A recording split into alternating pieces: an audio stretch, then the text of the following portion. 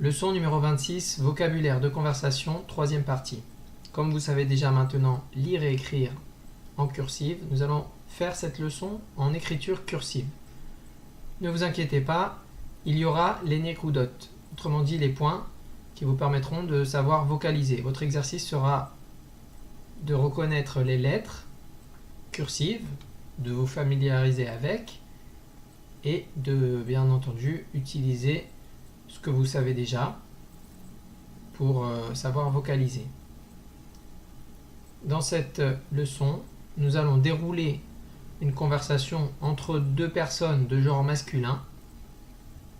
Dans la colonne de droite, nous aurons un interlocuteur et dans la colonne de gauche, nous aurons le second interlocuteur. Donc cette conversation ne va pas être tellement dynamique, ça ressemble plutôt à un interrogatoire, puisque d'un côté je mettrai les questions, de l'autre côté les réponses. Et au fur et à mesure, je vais introduire quelques notions, notamment de lieu, d'approximation, d'âge, etc., qui vont vous permettre de, plus tard, construire des phrases un petit peu plus élaborées. Alors on va commencer par, comme toute conversation respectable nous l'impose, la formule de politesse pour dire bonjour. Donc ça, vous connaissez toutes les formules pour dire bonjour. On va utiliser la plus simple, shalom. Donc shalom, et la réponse, shalom. On va pas faire compliqué pour ce qu'on connaît déjà. Ensuite, on va demander, bien entendu, comment va notre ami. Ma shlomcha. Donc ça pour un garçon, pour une fille on dira ma shlomer. Et la réponse, Annie.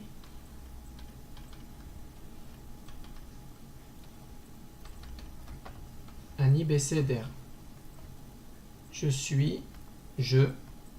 Verbe suis, le verbe être est sous-entendu. Besséder, en ordre.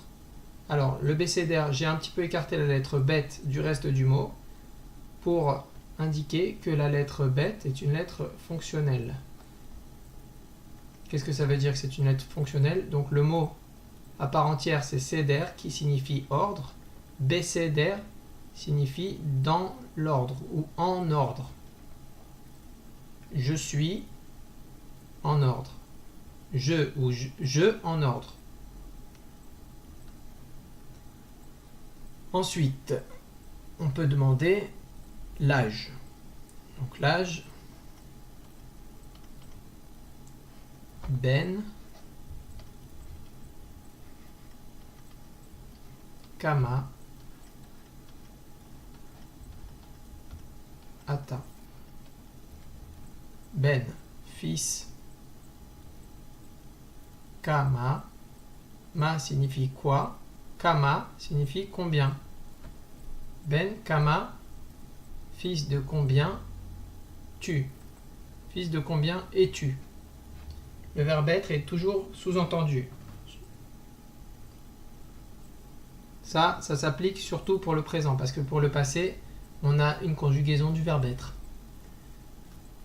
Alors, Ben Kama Ata, donc on reprendra par Ani, Ben,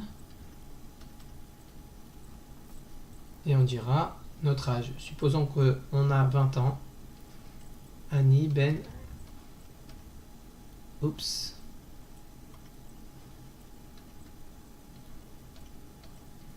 Ani Ben Esrim. Donc j'ai 20 ans. Vous voyez quand j'ai écrit le même, je l'ai écrit presque comme si j'avais fait un même normal.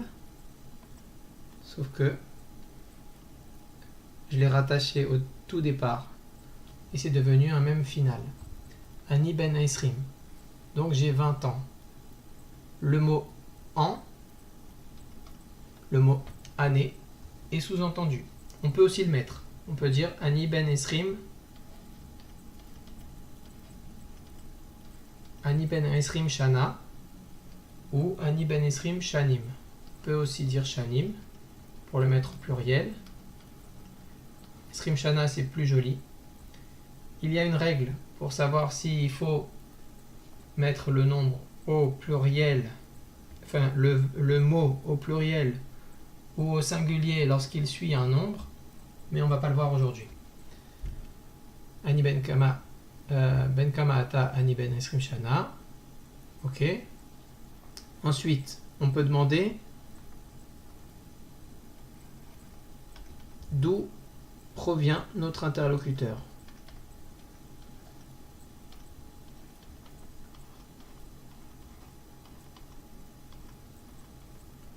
Mais efo ata.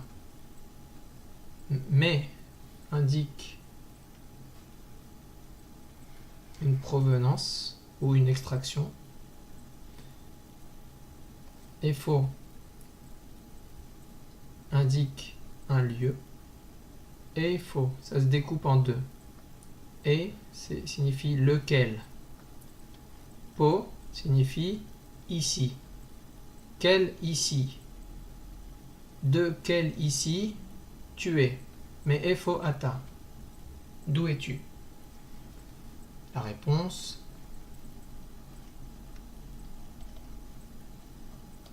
Ani. Mi. Tel Aviv. Je suis, sous-entendu, mi, comme le mais qui se retrouve ici, mi, l'extraction, la provenance, mi, Tel Aviv. Tel Aviv, c'est le nom de la ville. Ça, c'est pour quelque chose de statique. Si c'est dynamique, on dira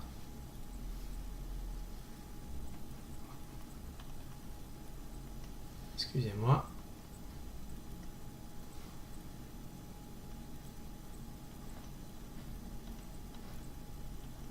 Mais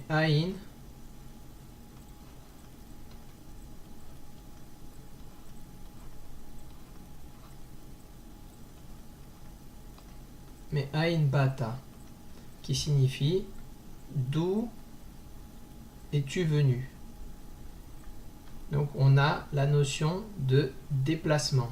Mais Aïn Bata, ça veut dire que le verbe venir indique qu'il y a un point d'origine et un point d'arrivée. Et à ce moment-là, on n'utilisera pas efo, mais plutôt Aïn. Lorsqu'il y a un voyage, c'est pareil. Donc, comme on sous-entend la notion de voyage, on utilisera le mot Aïn au lieu de efo. Alors on dira Bati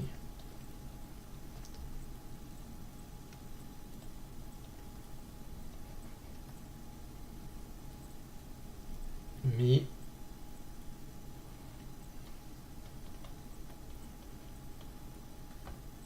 Petah Tikva.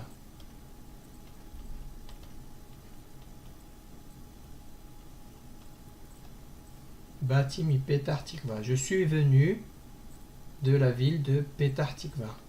Mi Petah Tikva. Voilà. Ensuite, qu'est-ce qu'il nous reste à demander? Shalom, Shlomcha, Ben Kamaata, Me Efoata, Me Ain Bata. On peut demander Efo Atagar. Où habites-tu? Efo Ata Gar. Où habites-tu?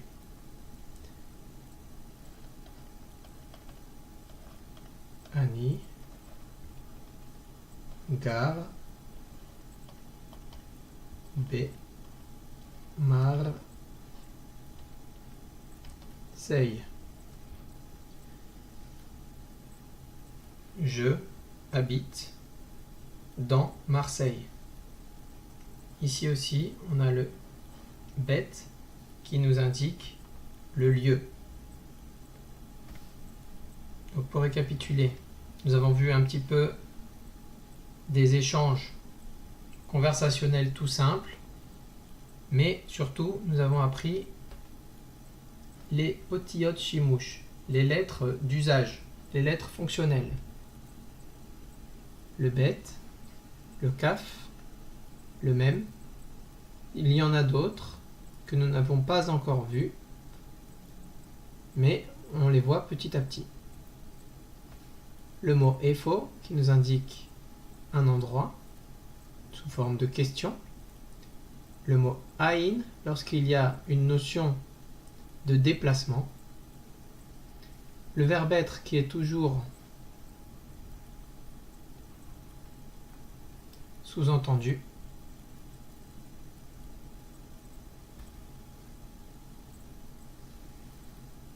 Ici pareil. Ici pareil. Pour dire quel est ton salut, chez l'omra qui signifie ton salut. Quel est ton salut? Quoi ton salut? Je suis en ordre. Voilà. Ici aussi. Ici c'est pas nécessaire parce que on a un verbe de venu. Bata ou bati, c'est la conjugaison du verbe lavo, venir, au passé. Ici c'est conjugué à la deuxième personne du singulier masculin. Et ici, première personne du singulier, masculin ou féminin. C'est pareil. Alors, pour les filles, on va faire la conversation. On va dire que ce sont deux filles qui discutent et on va reprendre. Donc, shalom, shalom. Ma shlomcha, on dira ma shelomer. Donc, ça s'écrira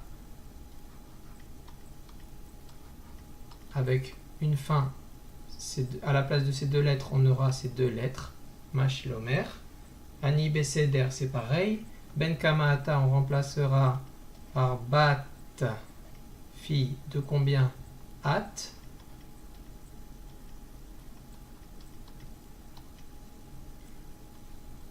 Ani ben, donc au lieu de ben, on mettra bat. Tout le reste est pareil. Mais efo ata, on dira mais efo at. Ani mi Tel Aviv, c'est pareil. Mais ain bata, on dira mais ain bat. Bati mi Petar Tikva, c'est pareil. Efo atagar, on dira efo at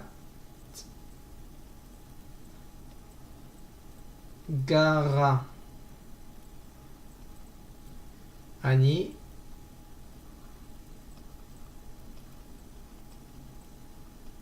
gara. Voilà. Ani gara be Marseille. Voilà pour la leçon de vocabulaire numéro 3. J'espère que cette vidéo vous a plu. Si ça vous a plu, vous likez. Si ça vous a pas plu, vous écrivez des commentaires, vous vous plaignez et puis on essaiera de faire mieux la prochaine fois. À bientôt.